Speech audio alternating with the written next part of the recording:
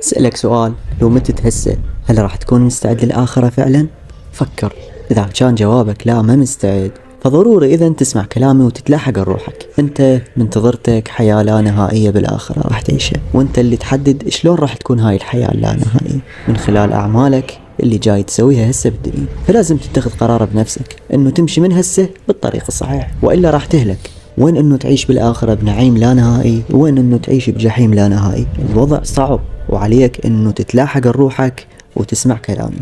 شوف، هي خطوة من العبد والباقي على الرب، ومن تقدم إلى الله شبرا تقدم الله إليه ذراعا. وحتى أدليك أنا واختصر عليك الطريق، سويت لك هاي القناة واللي جمعت لك فيها أفضل 17 محاضرة دينية عن رب العالمين. وهاي القناة لا ربحية ولا شي همينة، فقط وضعت لك فيها المحاضرات حتى تستفاد منها، وما راح ينشر بها بعد المحاضرات هاي أي شي ثاني. فتوكل على الله وشوف المحاضرات وادعي لي.